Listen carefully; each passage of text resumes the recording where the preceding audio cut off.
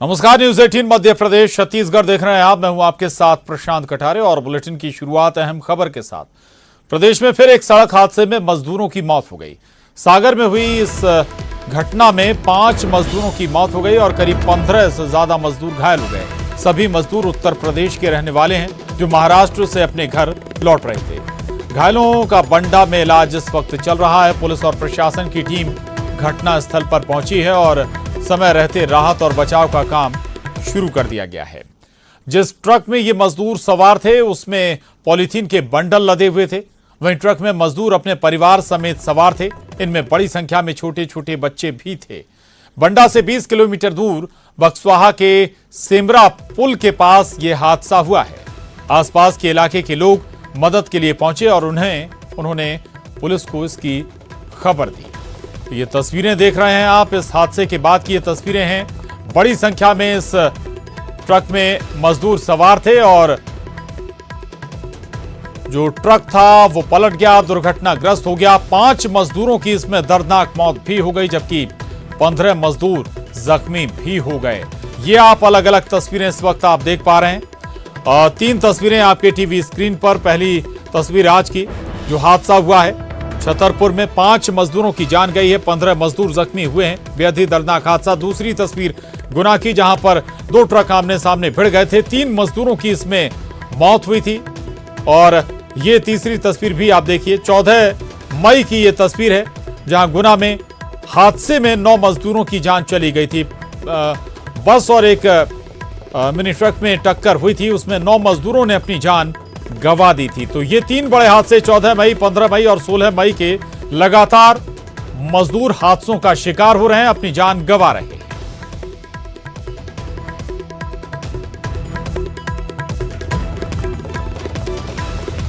और अब आपको मजदूरों की बेबसी दिखाते हैं जहां घर वापस जाने के लिए मजदूर साइकिल से 1050 किलोमीटर का सफर पूरा किया। इस सफर को पूरा करने में 15 दिन का समय लगा। सभी मजदूर सिंगरौली के सराय के रहने वाले बताए जा रहे हैं। हालांकि प्रशासन ने सभी को ट्रक से सराय गांव भेजा। सभी मजदूर चंडीगढ़ में काम करते थे और लॉकडाउन की वजह से वहां फंसे हुए थे। तो सीधी से ये खबर जहां कई मजदूर करीब 1000 किलोमीटर से ज्यादा का साइकिल से सफर तय कर पहुंचे हैं। और इतना ही नहीं, ये सभी मजदूर सिंगरौली के सराय के रहने वाले बताए जा रहे हैं। हालांकि प्रशासन ने सभी को ट्रक के जरिए सराय गांव भेजा है।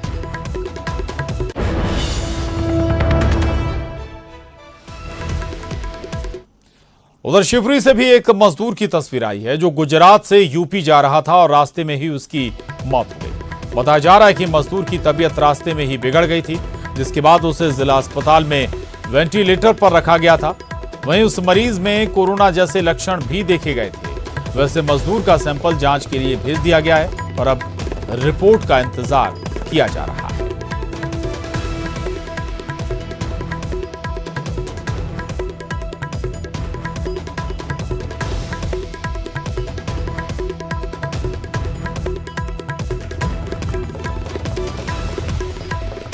उधर एक और जहां मजदूर परेशान होकर पैदल ही सफर करने को मजबूर हैं, वहीं कई हादसे में अपनी वो जान भी गंवा रहे हैं। तो दूसरी ओर मजदूरों की एक और तस्वीर सामने आई है। जबलपुर में मजदूरों ने रेलवे स्टेशन पर जमकर उत्पात मचाया और वेंडिंग मशीन तोड़कर सामान लूट लिया। वीडियो वायरल होने के बाद आरपीएफ ने इस मामले में संज्ञान ले लिया है।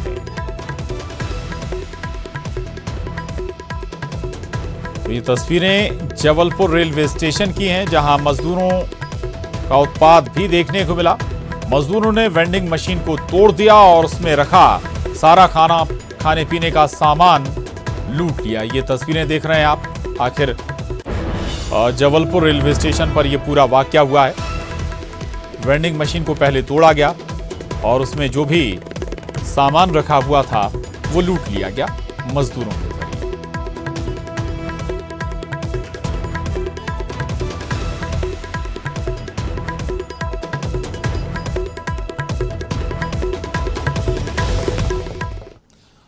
देश में लॉकडाउन 4 शुरू होने में अब कुछ घंटों का समय बाकी है। 18 मई से शुरू होने वाले लॉकडाउन के लिए एमपी सरकार ने खाका तैयार कर लिया है। सरकार कुछ पाबंदियों के साथ ढील देने की तैयारी में है। रेड जोन में आने वाले इंदौर, उज्जैन और भोपाल में लॉकडाउन बढ़ाने और कंटेनमेंट एरिया में सख्ती करने की तैयारी है। कंटेनमेंट एरिया के आसपास के इलाकों को बफर जोन घोषित कर वहां सख्ती की जाएगी। कंटेनमेंट क्षेत्र के बाहर दुकान और दूसरी गतिविधियों को शुरू करने की अनुमति जारी की जाएगी। कंटेनमेंट क्षेत्र के बाहर सोशल डिस्टेंसिंग के साथ परिवहन सेवा भी शुरू हो सकेगी। वहीं कंटेनमेंट एरिया के बाहर होटल खोलने का भी प्रस्ताव है। इतना ही नहीं, रेड जोन में कंटेनमेंट क्षेत्र के बाहर निर्माण कार्य शुरू हो सकेंगे, लेकिन उसमें मजदूरों की संख्या को लेकर बाध्यता होगी। दफ्तर पूरी तरीके से खुल सकेंगे। प्रदेश सरकार ने फिलहाल सुबह 7 बजे से लेकर शाम 7 बजे तक दुकानों को खुलने का आदेश दिया था। जो जनप्रतिनिधियों से बात हुई है, जो वहां अधिकारियों से बात हुई है, मैंने भोपाल में खुद ने बात की थी, उज्जैन में मैंने खुद ने बात की थी। उन जनप्रतिनिधियों का राय ये है कि जो कंटेनमेंट एरिया हमारे हैं उनमें थोड़ा बढ़ा के बफर जोन बनाने के बाद बाकी के स्थानों को खोला जाए, लेकिन उसमें मॉल नहीं खुलेंगे, उसमें टॉकीज नहीं खुलेंगी, उसमें स्कूल नहीं खुलेंगे, मंदिर मस्जिद गिरजाघर ये अभी नहीं खुलेंगे। सिर्फ दैनंदिनी की गतिविधियों को हम इन रेड जो शहर हैं इनमें हम प्रारंभ करें, ऐसी रिपोर्ट माननीय प्रधानमंत्री जी को भेजें, ऐसा उन्होंने उनका आग्रह। जो ग्रीन जिले हैं हमारे, वहां जिले के अंदर की सारी गतिविधियां प्रारंभ हो जाएंगी और ऑरेंज जो जिले हैं वहां में भी कंटेनमेंट एरिया छोड़ के बाकी की गतिविधियां प्रारंभ करेंगे। लेकिन जो मॉल टॉकीज स्कूल जो रेड में है वो ऑरेंज में है, वो ग्रीन में भी है, वो सब जगह सेम है। कुछ चीजें ऐसी हैं जो सब जगह लागू रहेंगी। भीड़ भाड़ वाले फंक्शन, शादी विवाह की दावतें, धार्मिक जुलूस, ये सब प्रतिबंधित ही रहेंगे। जो केंद्र का है वो यहां भी लागू रहेगा। तो चौथा लॉकडाउन, जहां चौथा लॉकडाउन शुरू होने वाला है, उसकी तैयारियां कर ली गई हैं। लगभग गाइडलाइन तैयार हैं और ये जल्द ही केंद्र के जरिए जारी भी कर दी जाएंगी। उसके बाद मध्य प्रदेश अपने हिसाब से कुछ और इसमें बदलाव कर सकता है या ढील दे सकता है। अनुराग श्रीवास्तव हमारे साथ जुड़ गए हैं भोपाल से। अनुराग, इस चौथे लॉकडाउन में green zone, orange zone, red zone सभी में बड़ी रियायतें मिलने वाली हैं। ग्रीन जोन में सभी गतिविधियां शुरू हो जाएंगी, कुछ विशेष स्कूल या मॉल टॉकीज को छोड़कर। ऑरेंज जोन में भी जो कंटेनमेंट जोन छोड़कर बाकी जगह गतिविधियां शुरू हो जाएंगी। रेड जोन में भी कुछ गतिविधियां आगे बढ़ेंगी, दफ्तर भी खुलेंगे। पहली बात, एक तो स्पष्ट गाइडलाइन हो, दूसरी बात ये कि अगर छूट मिले तो ये भी ध्यान रखना होगा प्रशासन को कि लोग उसका बेजा इस्तेमाल ना करने लगे। अनुराग,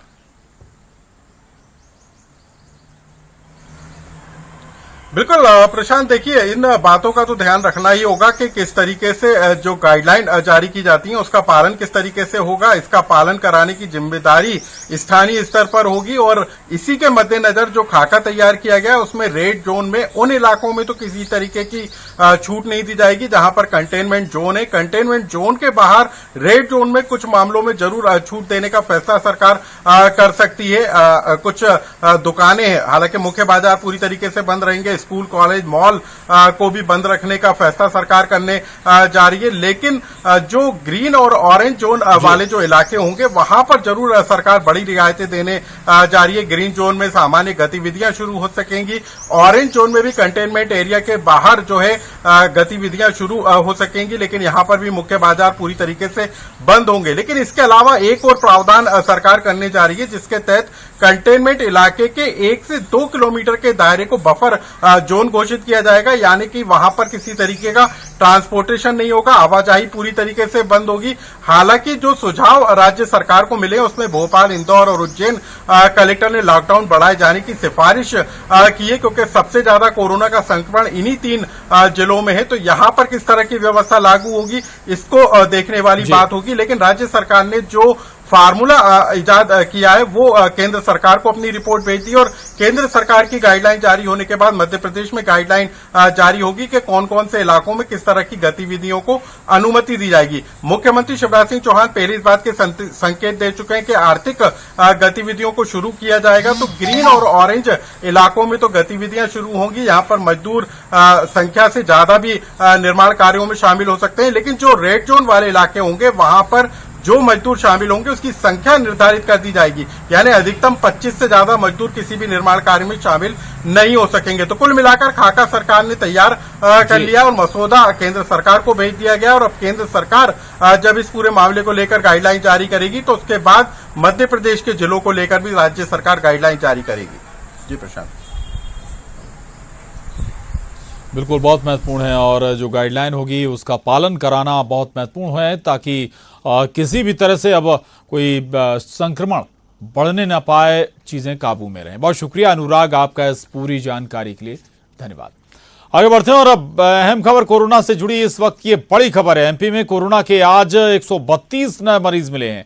प्रदेश में अब तक 4,816 कोरोना पॉजिटिव मरीज आ चुके हैं और अब तक 2,384 मरीज रिकवर भी हो चुके हैं, जबकि दुखद ये कि 244 ने कोरोना संक्रमण के चलते अपनी जान भी गंवाई है। इंदौर का जिक्र करें जहां 79, भोपाल में 40, जबलपुर में आज 4 नए मामले सामने आए हैं कोरोना संक्रमण के। टीकमगढ़ और बैतूल में भी 2-2 नए कोरोना संक्रमित आज मिले हैं, जबकि मंदसौर में 3, जबलपुर में और उमरिया में 1-1 कोरोना संक्रमण का नया मामला सामने आया है। तो आज कोरोना संक्रमण के बड़ी संख्या में मामले सामने आए हैं। इंदौर में 79, भोपाल में 40, जबलपुर में 4, टीकमगढ़ और बैतूल में 2-2। और अभी भी ये मामले थमते हुए नजर नहीं आ रहे हैं। कुल अगर हम बात करें आज तो 132 नए मरीज कोरोना संक्रमण के मिले हैं और मध्य प्रदेश में संक्रमितों का आंकड़ा 4800 को पार कर चुका है। लेकिन जो अच्छी तस्वीर है वो ये कि 2384 मरीज रिकवर भी हो चुके हैं, स्वस्थ होकर घर लौट चुके हैं। लेकिन जो थोड़ा डराता है वो ये कि 244 लोगों ने संक्रमण के चलते मध्य प्रदेश में अपनी जान भी गंवाई है। हालांकि अब धीरे धीरे कुछ और जिले भी संक्रमित हो रहे हैं। करीब 44 जिले मध्य प्रदेश के अभी तक संक्रमित हो चुके हैं।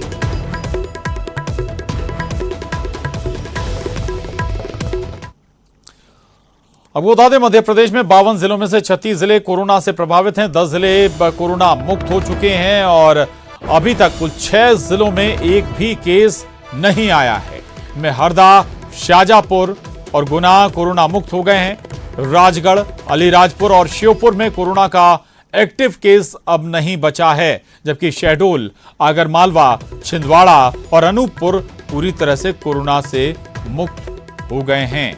अभी अगर हम बात करें 52 जिलों में से 36 जिले कोरोना संक्रमित हैं और ये जो कुल 10 जिले हैं जो अभी कोरोना से फ्री हो चुके हैं, हरदा, श्योपुर, अलीराजपुर इसमें शामिल हैं।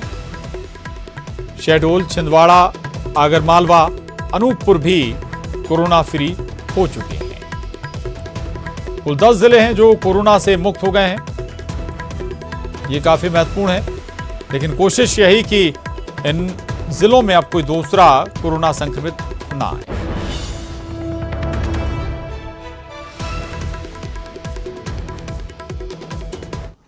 उधर दमोह में स्वास्थ्य विभाग की बड़ी लापरवाही सामने आई है। स्वास्थ्य विभाग ने जल्दबाजी में एक कोरोना संक्रमित मरीज को नेगेटिव बताकर उसे डिस्चार्ज कर दिया, उसे घर भेज दिया। कोरोना पॉजिटिव ने खुद वीडियो बनाकर इसकी जानकारी दी है और मरीज ने प्रशासन पर कई आरोप लगाए हैं। बताया जाता है कि कोरोना के लक्षण दिखने के बाद जो शख्स था वो उसने अपने सैंपल दिए, उसकी रिपोर्ट आती उससे पहले ही उसे नेगेटिव बता दिया गया था, लेकिन जब रिपोर्ट आई तो ये शख्स कोरोना पॉजिटिव निकला। 10 तारीख को मुंबई से गड़ाकोटा आया। बताइए कंटेनमेंट जोन का बताइए। और भोपाल के लिए राहत भरी खबर, कोरोना के 32 मरीज ठीक हो गए हैं। चिरायु अस्पताल से इन्हें आज डिस्चार्ज कर दिया गया और अब तक भोपाल से 612 लोग स्वस्थ होकर घर लौट चुके हैं। यानी कि कोरोना संक्रमण होने के बावजूद वो लोग स्वस्थ हुए और पूरी तरह से स्वस्थ होकर अपने घर वापसी कर चुके हैं। तो भोपाल के लिए ये अच्छी खबर है। आज चिरायु अस्पताल, भोपाल के चिरायु अस्पताल से 32 मरीज पूरी तरह से स्वस्थ होकर घर लौटे हैं।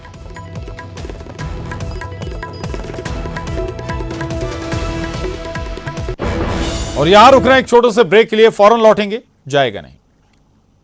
ब्रेक के बाद खबर भोपाल से, जहां कोरोना संक्रमण को एटीएम दावत दे रहे हैं। एटीएम मशीनों पर संक्रमण रोकने के कोई उपाय नहीं है। सैनिटाइजर भी एटीएम मशीनों से नदारद हैं। जहांगीराबाद जैसे हॉटस्पॉट एरिया में भी ऐसी ही लापरवाही नजर आ रही है। एटीएम से पैसा निकालते वक्त बेहद सावधानी रखने की दरकार है, और क्योंकि यहां पर किसी भी तरह के ऐसे इंतजाम है नहीं कि संक्रमण से आप बच सकें, तो सावधानी आपको खुद रखनी है।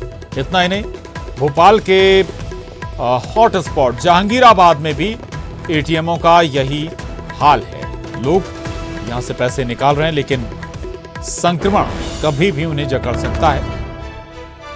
ये तस्वीरें देखिए आप।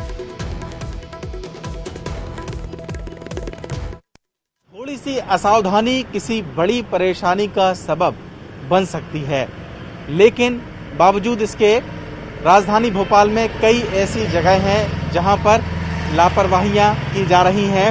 हालांकि कोरोना के शुरुआती दौर में इन जगहों पर सैनिटाइजर से लेकर सोशल डिस्टेंसिंग का पालन करवाया गया, लेकिन अब जबकि कोरोना अपने चरम पर है, तब इन सावधानियों से मुंह फेर लिया गया है। हम जिक्र कर रहे हैं उन एटीएम मशीनों का जहां पर आमतौर पर लोग आकर पैसे निकालते हैं और कई बार एक ही मशीन को कई लोग छूते हैं।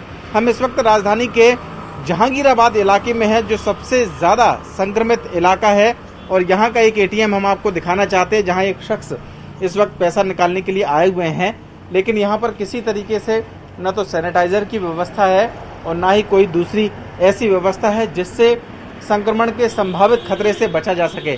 अच्छा, ये बताइए कि आप पैसा निकालने आए हैं क्या? जी। अच्छा, आपने पैसे निकाल लिए हैं जी। तो आपने इस मशीन को टच किया है? आप सैनिटाइजर वगैरह कुछ आपको यहाँ पर मैं दिखाई सामान लेके जा रहा हूँ, अभी सैनिटाइजर करूंगा, खुद को ही नहाऊंगा, फिर उसके बाद घर पे जाऊंगा। दिया? आपको लगता है कि यहाँ पर भी होना चाहिए? अफसर पूरे एटीएम बने तो क्या करें, मजबूरी में आना ही पड़ रहा है। मैं तो पैदल पैदल पूरे 3 एटीएम घूम के आ रहा हूँ एसबीआई की। ठीक है, तो ये देख सकते हैं आप कि इनकी नाराज़गी और इनका कहना ये है कि व्यवस्था की जा सकती है। हम आपको बताते हैं कि आखिरकार आप किस तरह की सावधानी रख सकते हैं जब एटीएम मशीनों पर अगर आप पैसा निकालने जा रहे हैं। सबसे पहले अपने हाथ को इस तरीके से ग्लव्स पहन कर रखें। अगर ग्लव्स आपके पास उपलब्ध नहीं हैं तो फिर आप किसी प्लास्टिक जो पॉलीथीन है उसका इस्तेमाल आप कर सकते हैं। इस तरीके की कोई अगर आपके पास प्लास्टिक है तो उसको अपने हाथ में पहन कर रखें। इस तरीके से आप हाथ में पहन कर रखें, और फिर जब इस मशीन पे अगर आप आते हैं तो अगर आपको मशीन टच करने की ज़रूरत है तो आप इस पॉलीथीन या प्लास्टिक के ज़रिए इस मशीन को टच कर सकते हैं, और फिर इसको इस्तेमाल करने के बाद इस तरीके से आप चाहें तो यहाँ डस्टबिन में फेंक सकते हैं। लेकिन यहाँ देखने में आ रहा है कि कई दिनों से साफ़ सफाई नहीं हुई है। निश्चित तौर पर जो बैंक प्रबंधन है उसको इस बात पर ध्यान देना चाहिए कि अगर संभव हो तो इन एटीएम मशीनों पर जो सैनिटाइज़र है उसकी व्यवस्था कम से कम की जाए, ताकि हम कोरोना के संभावित जो संक्रमण है उसको कम कर सकें। कैमरामैन दीपक के साथ शरद श्रीवास्तव, न्यूज़ 18 भोपाल। और बड़ी खबर जबलपुर से। जबलपुर में कोरोना को लेकर बड़ी लापरवाही हुई है। कल डिस्चार्ज हुई कोरोना मरीज पॉजिटिव थी। दूसरी रिपोर्ट आने से पहले ही उसे डिस्चार्ज कर दिया गया था। हनुमानताल निवासी शाहिना परवीन कल शाम घर पहुंच गई थी। रिपोर्ट आने के बाद उन्हें कोविड केयर सेंटर में भेजा गया है।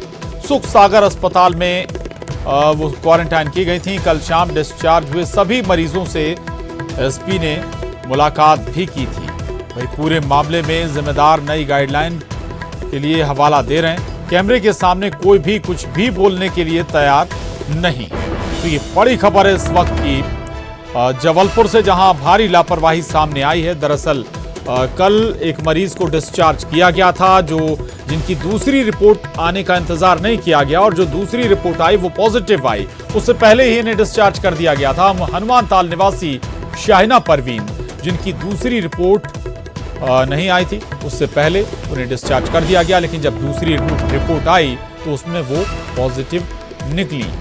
इतना ही नहीं, शाहिना परवीन शाम को अपने घर भी पहुंच गई थी, लेकिन जब रिपोर्ट उनकी पॉजिटिव आई तो फिर उन्हें तुरंत ही कोविड केयर सेंटर भेजा गया। सुख सागर अस्पताल में उन्हें क्वारंटाइन किया गया था। कल शाम डिस्चार्ज हुए सभी मरीजों से एसपी ने मुलाकात की थी।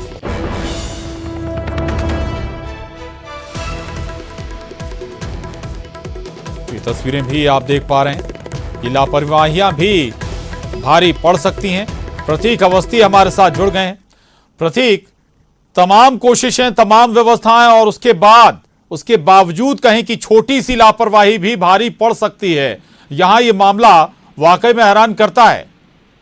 देखिए, बिल्कुल हैरान करने वाला है प्रशांत। एक और दूसरी ओर जब जिम्मेदारों से हम बातचीत कर रहे हैं इस पूरे मामले में, तो ये दलील दी जा रही है कि नई गाइडलाइन के मुताबिक अगर किसी मरीज को पहली रिपोर्ट उसकी नेगेटिव आई और 17 दिनों तक अगर उसमें कोई सिम्टम नहीं है तो उन्हें हम डिस्चार्ज कर सकते हैं। बेशक ये मानने लायक बात है कि डिस्चार्ज कर सकते हैं, लेकिन जो दूसरी रिपोर्ट अगर पॉजिटिव पाई गई है तो उसे घर नहीं भेजना था, उसे सीधे क्वारंटाइन केयर सेंटर या फिर कोरोना केयर सेंटर जो कि जिलों में बने वहां भेजना था। लेकिन ये इस बीच रिलीज कर दी गई, सीधे घर पहुंच के। इनके साथ उनका बेटा भी कोरोना संक्रमित था, जो वो भी डिस्चार्ज किया गया और उनसे एसपी साहब मिल भी रहे हैं, मुलाकात भी कर रहे हैं। और हनुमानताल वही इलाका है जो कि सबसे बड़े हॉटस्पॉट में शामिल है जबलपुर के। बेशक है, अब इससे कहीं ना कहीं लापरवाही एक लिहाज से बेशक ही बहुत बड़ी लापरवाही है। अब इसमें शायद पर्दा डालने का भी काम होगा। नई गाइडलाइन का ये हवाला जरूर दे रहे हैं, लेकिन आखिर ये मरीज घर कैसे पहुंच गया? ऐसा कोई भी गाइडलाइन नहीं कहती कि पॉजिटिव मरीज घर डिस्चार्ज कर दिए जाएंगे और घर में क्वारंटाइन रहेंगे। बेशक इन्हें कोरोना केयर सेंटर ही भेजा जाना चाहिए, लेकिन अब तक कोई जिम्मेदार कैमरे के सामने कुछ भी बोलने तैयार नहीं है। प्रशांत, बिल्कुल, गाइडलाइन का हवाला देकर आप जरूर अपनी जिम्मेदारियों से बच सकते हैं, लेकिन ये बहुत साफ, जैसा कि प्रतीक बता रहे हैं कि अगर है तो आपको क्वारंटाइन ऐसे लोगों को करना होता है, ना कि घर भेजना। बहुत शुक्रिया प्रतीक आपका इस पूरी जानकारी के लिए। धन्यवाद। और एक और खबर जबलपुर से। रेल मंत्री ने आरपीएफ जवान की तारीफ की है। दरअसल ट्वीट कर आरपीएफ जवान की रेल मंत्री पीयूष गोयल ने सराहना की है।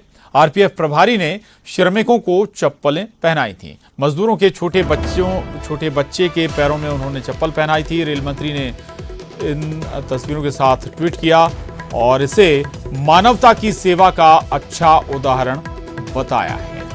तो रेल मंत्री पीयूष गोयल ने ट्वीट किया है और तस्वीरें भी उन्होंने साझा की हैं।